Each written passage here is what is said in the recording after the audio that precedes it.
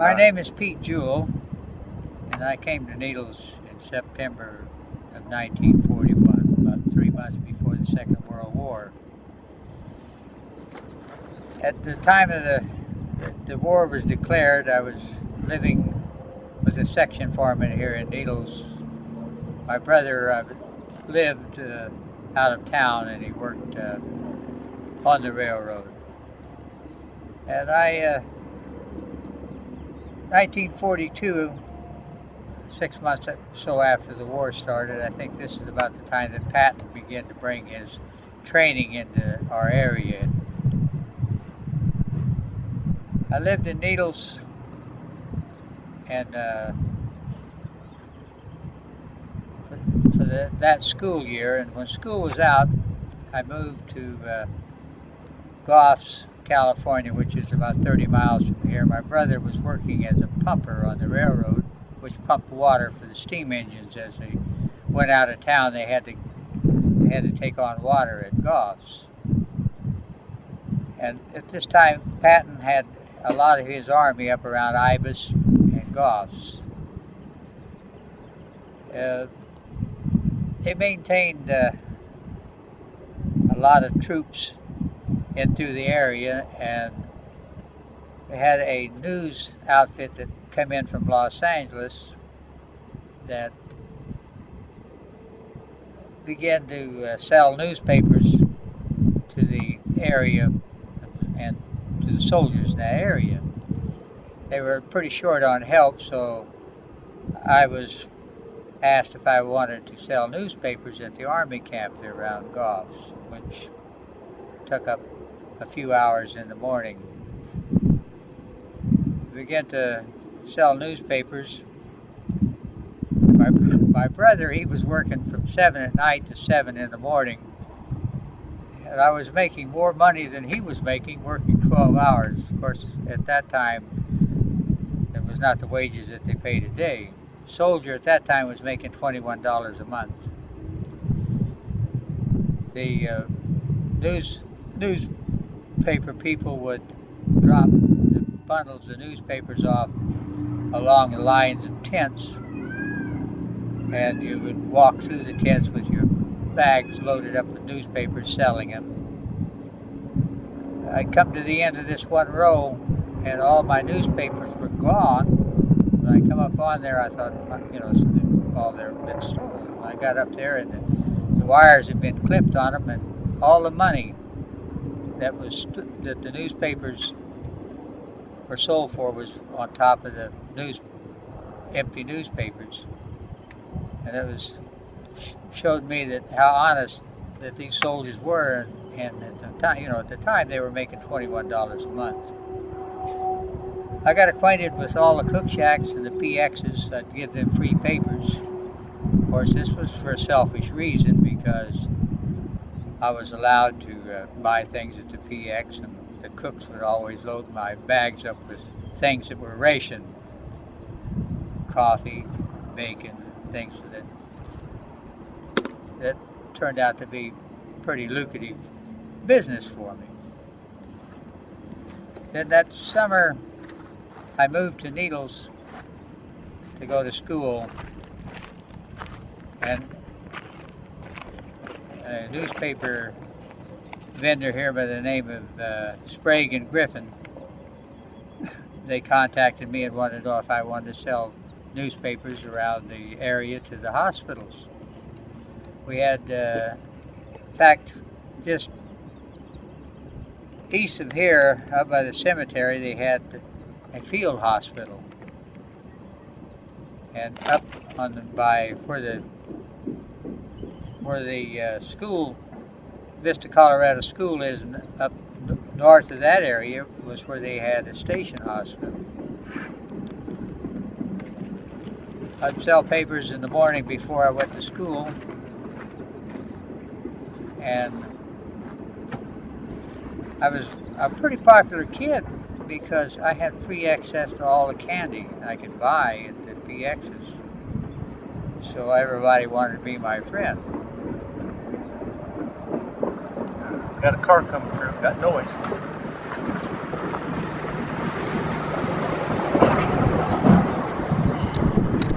Okay. Then the town was, when Patton had put his army out here, this town was loaded with soldiers. The theater here would open up at 10 o'clock in the morning and run continually. It was completely sold out with all the soldiers. They had nothing to do and a little bit of money to spend, so they just walked the streets around Needles looking for something. The cafes around town, around 6 p.m. they'd have to close up because they had no more food to sell. And everything was sort of rationed to what you could get. The only thing that was not rationed, or it seemed that way, was the bars never seemed to close. They seemed to always be able to get booze. I remember that sometime during the 1943 that we had Italian prisoners of war. They had a camp out west of Needles, probably up in the Ibis Goffs area. The Italian prisoners of war pretty much could come to town and had a sort of a free reign. They could walk around and were not under too much surveillance with guards. They had a few German prisoners of war here, but they weren't allowed these same liberties. If they got to come to town, they were always patrolled.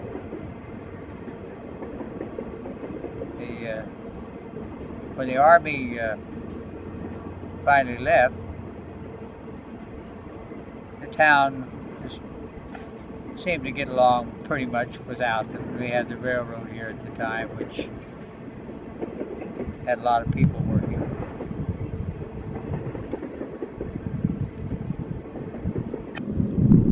1949, why, I had my bride-to-be and my brother-in-law and his wife, and we stopped up at Mitchell Caverns. And we were coming from Barstow through, and we stopped up there just looking around, and Mr. Mitchell, he took us down in there, and he was, got down to a certain point where then he'd light a fusee, throw it in there to give off all the lighting effects. So I asked him, I said, where do you get the fusees from? He said, well, sometimes people from the railroad drop them by for me. And I asked him, I said, well, would you care to have a case of them? And he said, I'd really be pleased. So I came to Needles and went down. I worked for the railroad. I went down and I picked up a case of fusees. And on my way back, we stopped up again, and I gave him the case of fusees, which he seemed quite pleased with. And that was, in fact, the only time and the only dealings I ever had with Mr. Mitchell. That's good. Yeah, okay. Okay, now, how old did you say you were during World War II? When I moved to Needles, I was 12 years old. That was 41. 41. When I was selling newspapers to Patton's Army, I was in the eighth grade, so probably 13, going on 14. Did you ever, let's see, what's the word? Ever deal in any counterband with the soldiers? No, I would buy cigarettes from the PX. I'm trying to figure out who's the one that was selling beer to the soldiers. Would that be John Farmer? I'm not really sure. Around that area there, they had a store there at Goff's, and trying to think, and an individual set up today it would be like a hot dog stand. He lived in a trailer, and him and his wife, they made up hamburgers and hot dogs and had beer, and they sold it to the soldiers. And the store was where the Goff schoolhouse is. And I can't remember. At this time, I was living at Goff's, and for a short period of time, I went to school in Essex, and the bus used to pick us up and take us to Essex. soldiers, after the soldiers moved out, why, of course, all these people that had their businesses there were no business, so they moved on. Do you remember anything about Camp Clipper? Camp what? Clipper. That was, they put up a place right in the middle of the road to get up to Jack Mitchell's Caverns, and it knocked off the tourist trade. No. And you were mentioning Italian prisoners of war. I went through some of his old manuscripts and things, and he was mentioning that after all the boys, were shipped off over to North Africa, not being trained anymore for over there, that's when the Italian prisoners of war went out there and picked up all the unexploded artillery out there in the middle of the desert. So the Italian prisoners of war did have a good job to do, I guess. Yeah. Do you remember anything about the airplane that crashed in the water tower? Well, I remember of the incident, but not really. Give me any background on it? No. Okay, where were the cat houses? Well, the ones that when the soldiers was here, they kept that pretty much. There was nothing that was operating face out. Before the soldiers come here, the red light district was over on Penny Avenue and where the golf course is today. But this was flooded when the Parker Dam was built.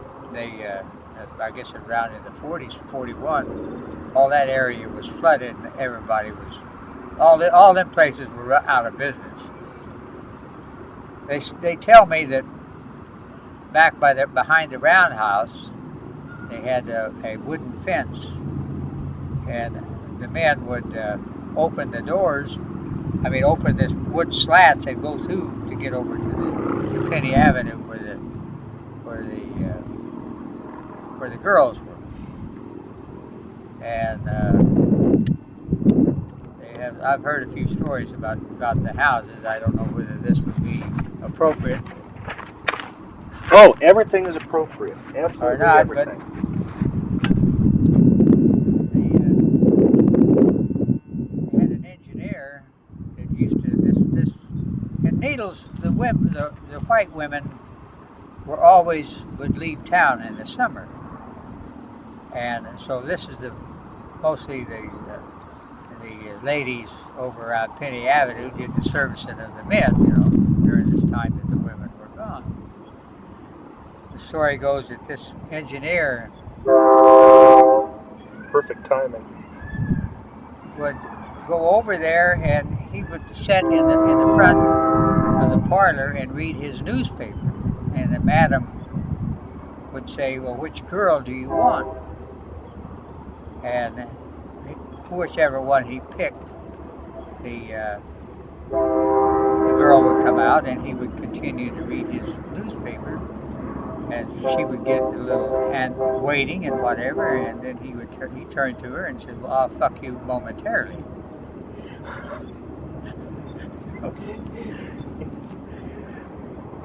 That's good. There's all kinds of stories like that were around, and like I say, though, the cat houses in that area were gone by the time the soldiers got here. Now, when you're at the intersection before you go across the new bridge, the big two-story house is green on the right. I was told that was a whorehouse. No. No? No. Not any that. If it was, it must have been in the 30s. But in that area behind that, where that greenhouse is, they had mills and mining mills, where they come in and mill the mining, and they had the ore processing and things over there. This is where it could have been, but it was long. It was before my time. Let's see. What else? Do you remember any stories about tunnels? Well, in the downtown area, had a bar down there called the Oasis, and underneath it there was tunnels, and they went from one place. They could go from one place to the other. And back when the place burnt down, they discovered there were a lot of underground tunnels underneath there. It went from all up down that block there. I wonder if any of the tunnels are still there. They're all covered up now. The Gateway Hotel and the Oasis Bar, and they had a home supply which was run by Fred Harvey, which sold goods to the section people.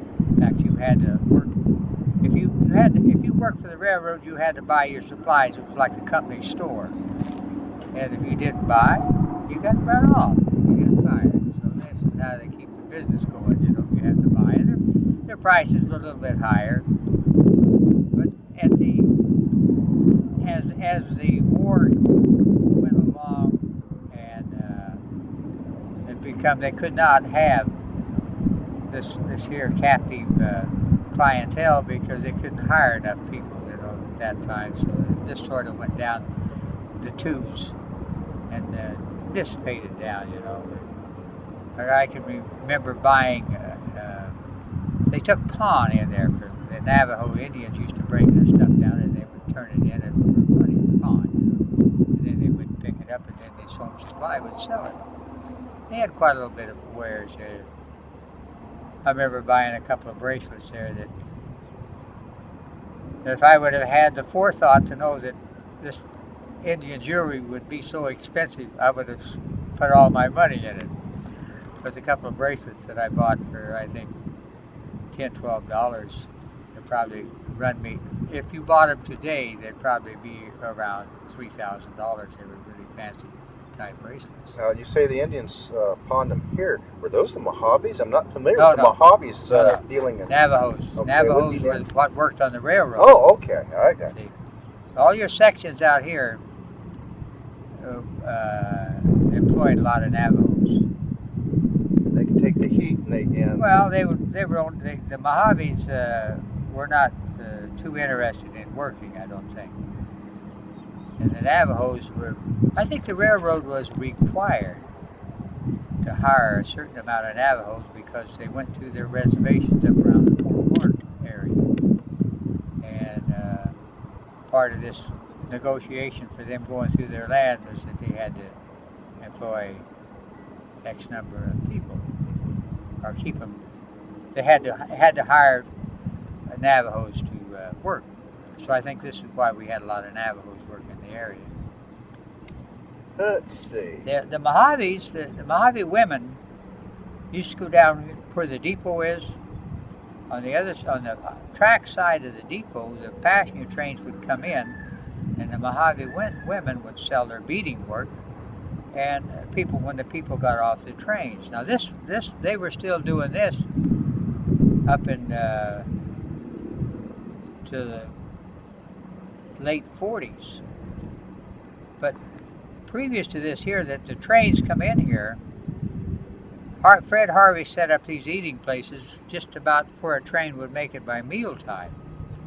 So the train would come in, passengers would get off, they'd go in and eat, and the Indians, ladies would sell their beading work, and they were, a lot of it was really good beading work. They did fantastic beading.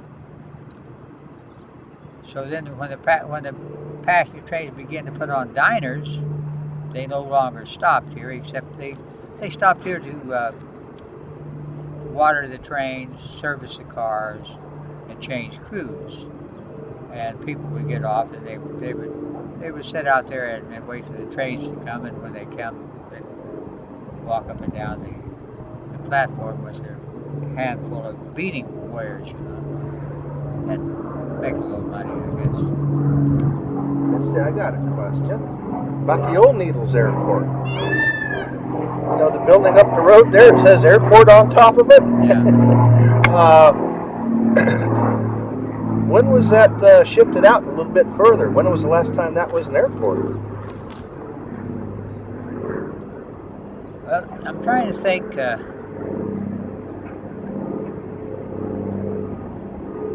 that must it was a private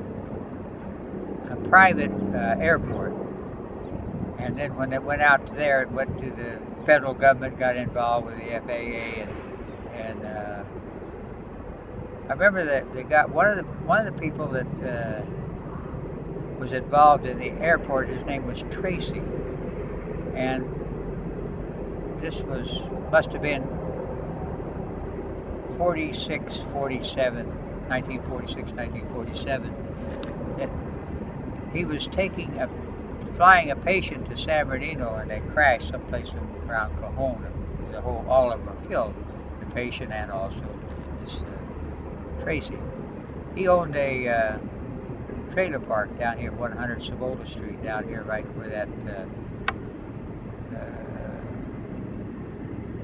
Well, it's where Two Guys is automotive garage is, and of course down that street there they had about 5 filling stations. One up just right around the corner here from Mansker was called the Red Ball, and it was like a cheap gas type deal. And then around the corner you had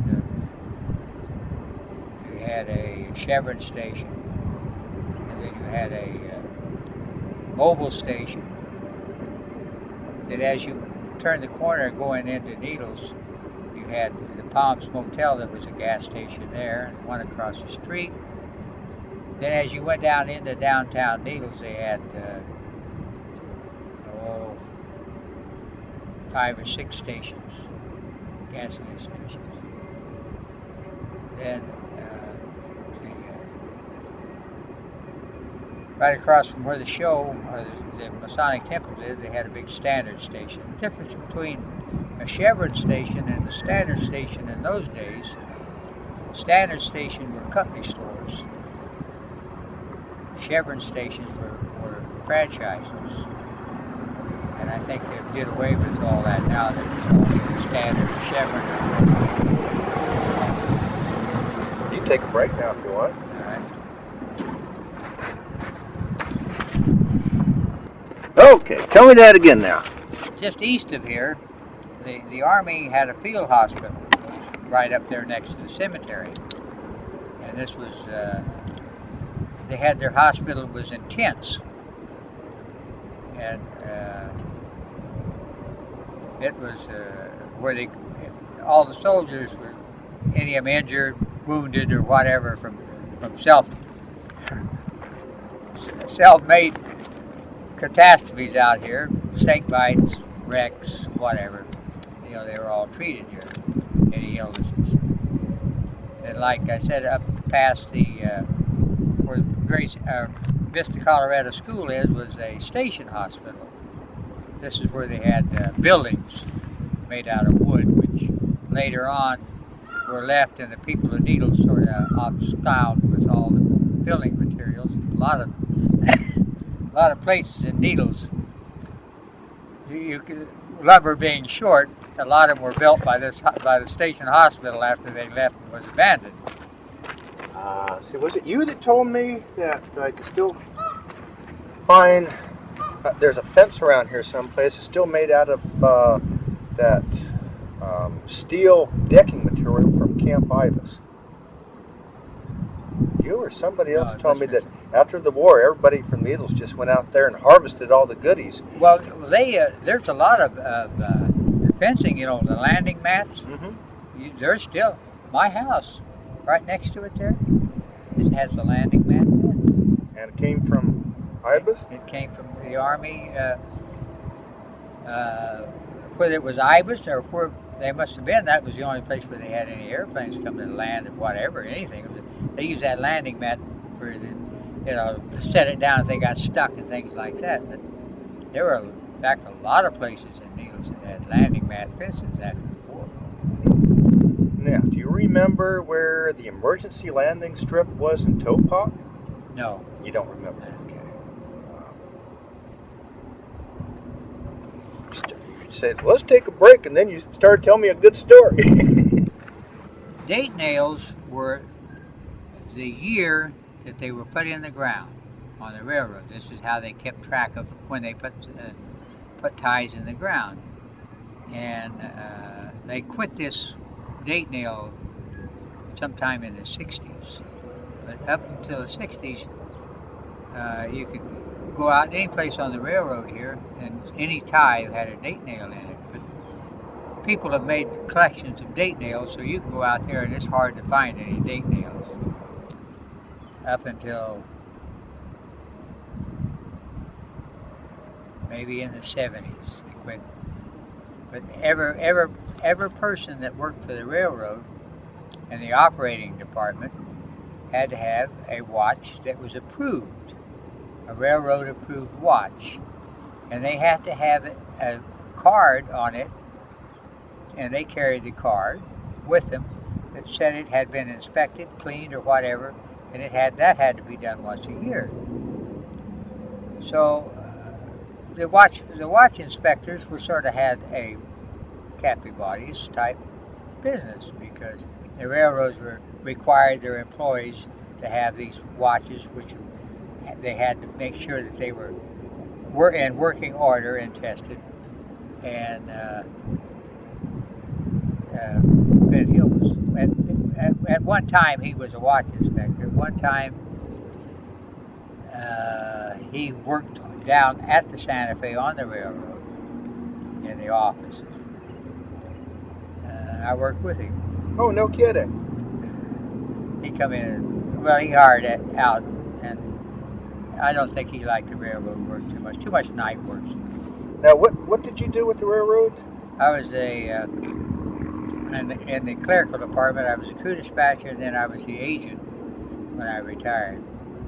The agent is the yard, the depot, and the people that work in that just area is your employees. They're under you. Crew dispatcher. Okay, does that have anything to what Milo was telling me? Call boy? Yeah, that back in the old days, they had people in Needles.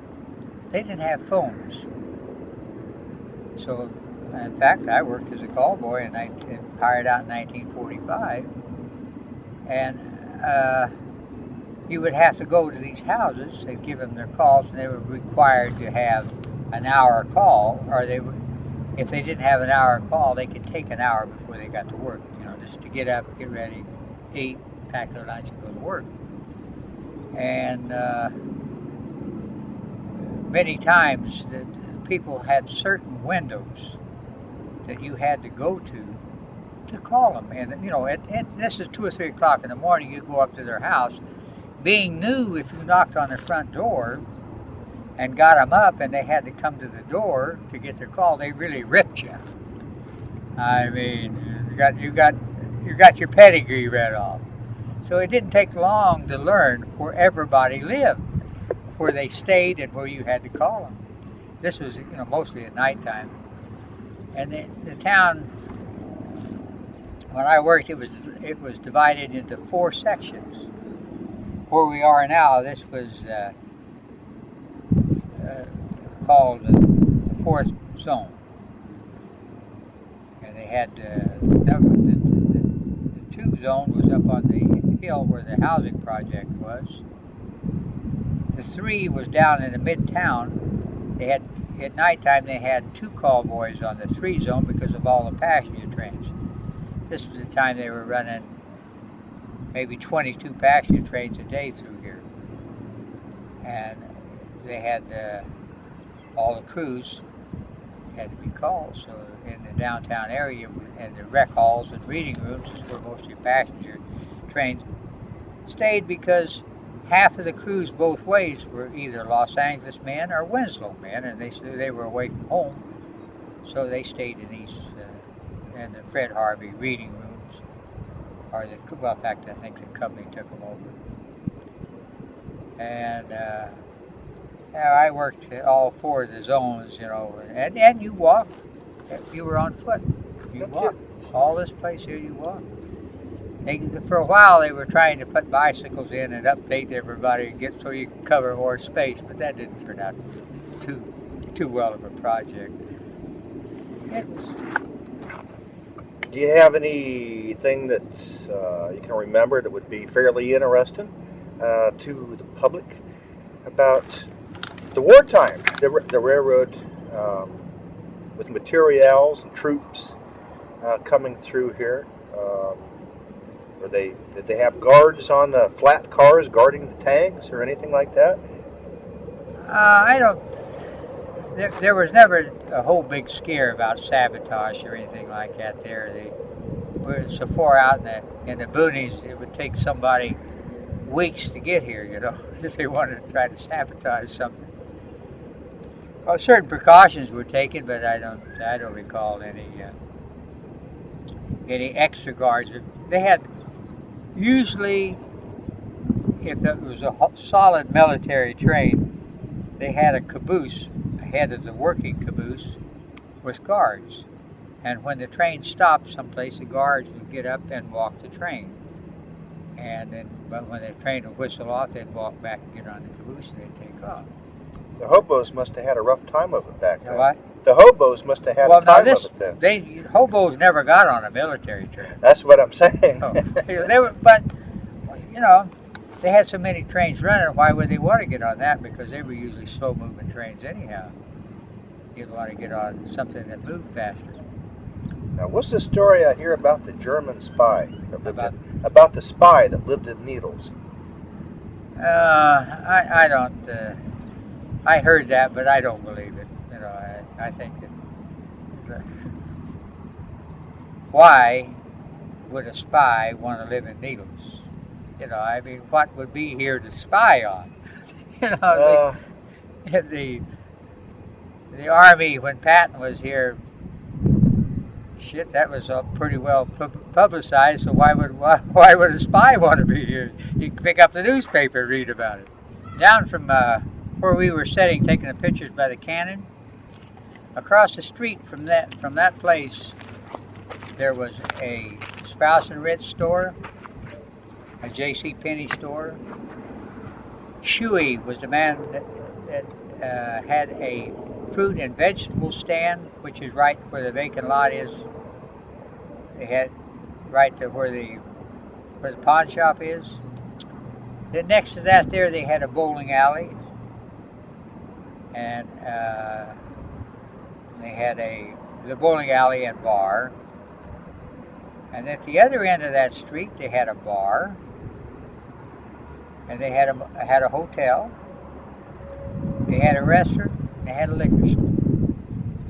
And as you round the corner, going down towards the railroad, you notice all the little places there. They had a cafe there. Then on the corner, they had a couple other little shops there. Then on the corner, they had a drugstore. And as you rounded that corner going down to Front Street, you had a pool hall. But I think that pool hall was come in a little later. You had the second drugstore was down in the middle, called Middle Drug.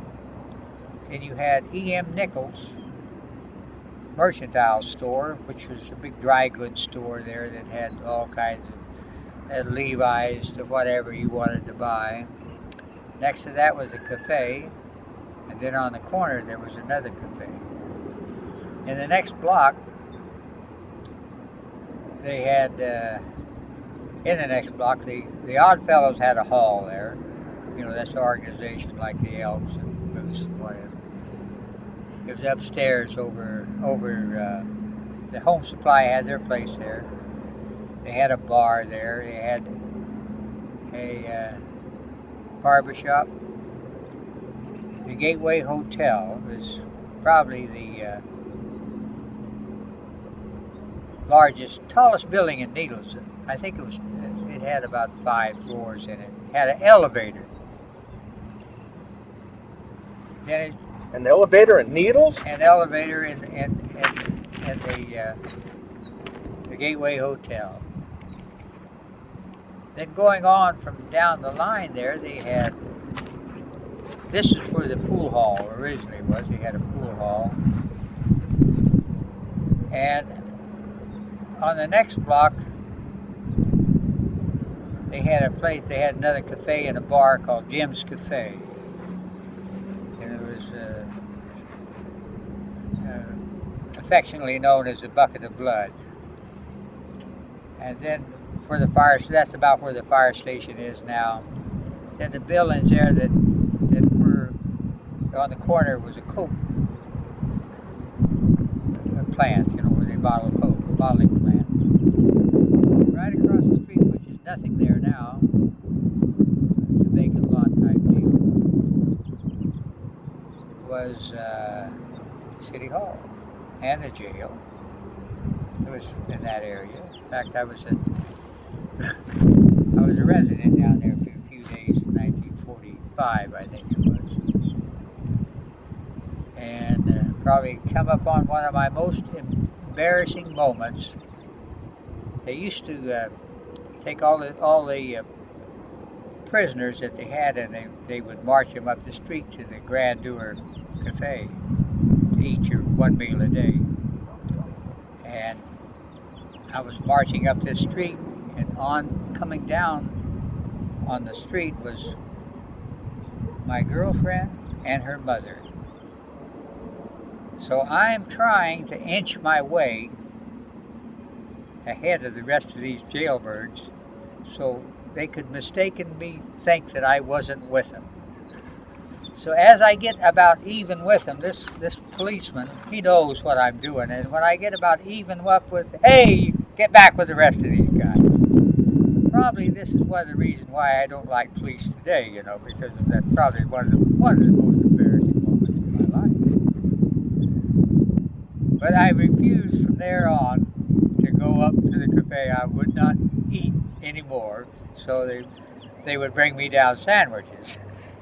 So this was in, I guess, 45. My brother had got out of service. No, this is 46. My brother got out of service. He had been in the Navy. He was submarine service, and so he was in the Grandeur. And this waitress told him, she said, "I don't know whether you know that, but your brother is down in jail."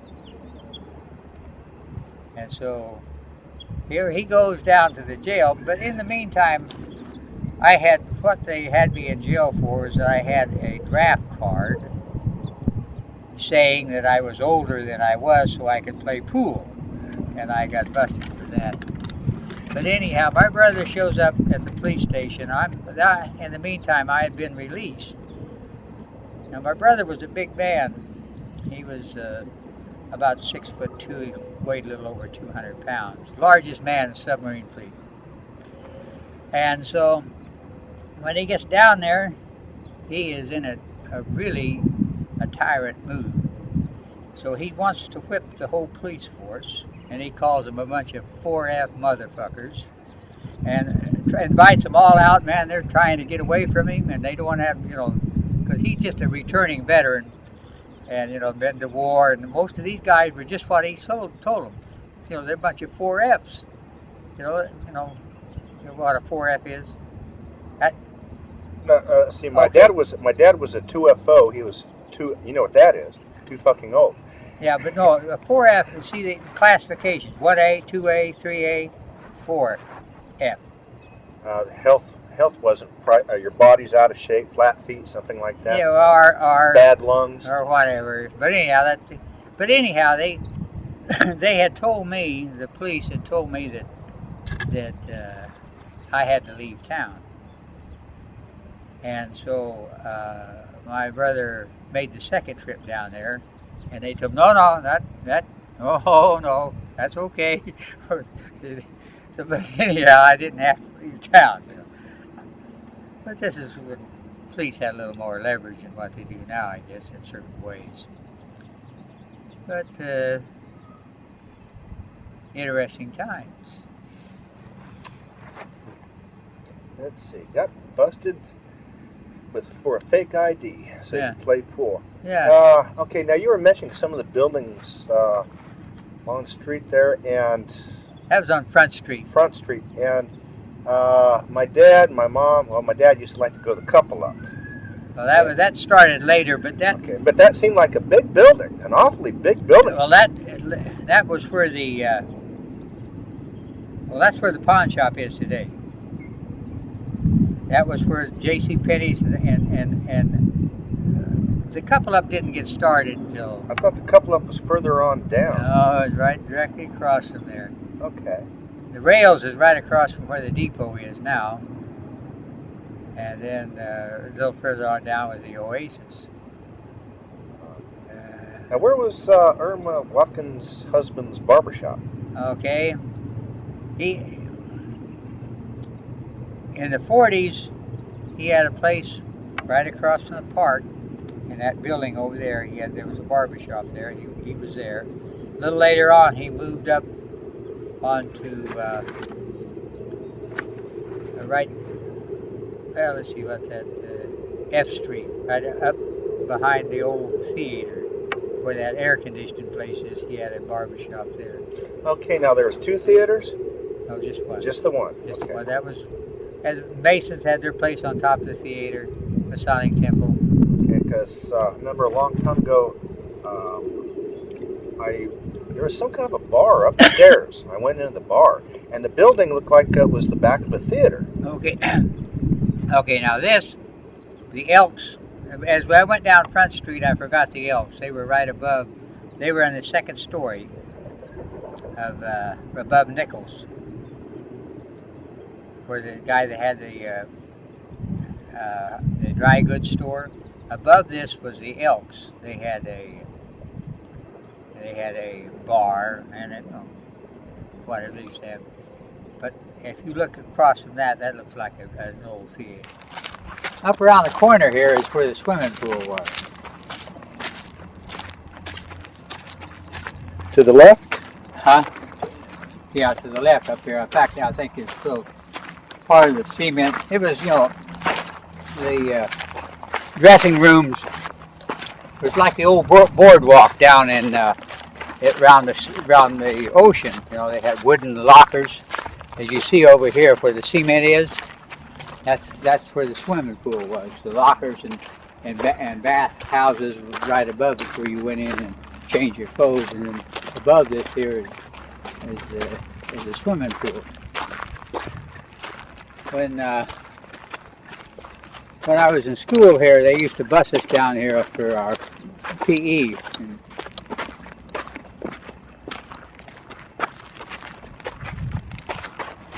On the other side of this, where the yellow buildings are up in there, this is where your field hospital was. Oh, the yellow buildings that we see. See right back through there where them houses are. Up in that area there was the Army Field Hospital.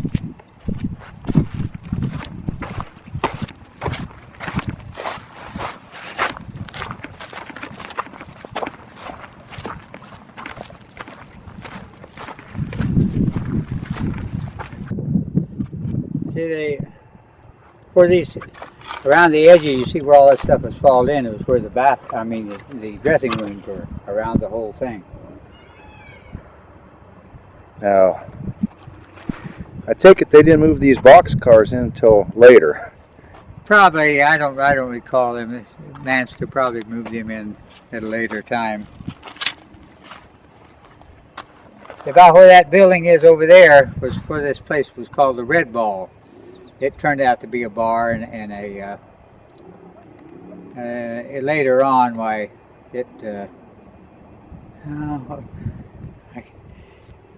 trying to think of the bar. What's the name it was there? Escapes me now. Oh. And right across the street from that there, they had 2 dairies in town. Okay, That's right across the street. There's a building over there. As you come down the hill, you look over there. This was Willis's Dairy. But this buddy that I had, he worked over there and he did milking at the dairy. And they would get their ice cream. They made ice cream over there. So they had this. It was like a Frosty Freeze type ice cream, soft ice cream. And I'd go over and help him for free just to eat all the ice cream I could eat. which turned out to be pretty good. A little later on, they had two dairies in town. One was at the west end of town, over where the Indian village is now. They had a dairy over there. I worked at that dairy for a short period of time. Doing what? I worked in the milk house. I did all of the bottling of the milk, the separating, pasteurizing, and I worked 12 hours a day, and it was a split shift. I worked 6 hours in the morning, 6 hours in the evening. And the milkers they'd get up about 3 o'clock in the morning, and they go start milking, and then after they got about half the milk done and they had it poured into the coolers, then they'd come and wake me up, and I'd go over and bottle the milk, and then they would take it out and deliver it. Do they make their own butter around here? Well, they had not that there they didn't make any butter. They made cream, and they made pasteurized the milk. I did all that. That was probably the hardest job that I've ever acquired, and I decided then that there was other easier ways to make a living than working at a dairy. It sounds like you've had a few jobs in Needles, and I can't picture, a heck of a lot of opportunities for jobs in Needles. The thing about it is, they had all kinds of shops. Down that street there, they had a bicycle shop, they had a hobby shop, they had, and then up on Broadway there, they had a meat market, they had a bakery, they had a lot of things that they don't have today. So, small businesses which could survive because Needles was isolated, and if you didn't have a dairy here, you didn't have milk because there was no way of getting it here. Transportation wasn't such where they can't move it like you do now, and they didn't have all the preservatives they could put in that crap to make it to make your stuff longer shelf life. Now you go in there and buy milk, and it might be 10 days old. It won't clabber. It's got so much chemicals in it, that you wonder why people die. We're talking about isolated. I've been looking at these boxcars here. Let's see. Yeah, like the one right behind you. That looks like the type that you put ice in from the top. Yeah, them are called reefers. Reefers, but ice rather than a refrigerator. Well, these here, refrigeration. When I was a kid here in Needles, they had no refrigeration, and they had no swamp coolers. Oops. And I never knew 1942, the first summer before I went out to Goff's, I never knew it got hot because that's just the way it was. It does get a wee bit hot here, doesn't it? But other places it gets cold. So, for year round, I'd rather live here than any place in the world. For just a few months out of the year, I used to tell people, it just can't get too hot for me. I love that heat. Last few years, towards the end, in late September, I'm beginning to think, maybe it can. But I'm still here. And let's see, I've been in Needles with different times. When I worked for the railroad for 47 years. Plus, I was in the service for, if I live a long time, I'm going to be one of the youngest Second World War veterans. Because I got in after the shooting war was over, but before the declared war was over. So I come in at the tail end of the Second World War, but now I have a ruptured duck, and that's what they call the little lapel buttons that you got for serving in the Second World War. And I have that, and I have a discharge that says I am a Second World War veteran. So if I live a lot longer, I'm going to can end up and be the oldest Second World War veteran. With your age, probably the only remaining one, because you're the youngest. Yeah, I got in. Of course, there might have been a few more got in just like I did too,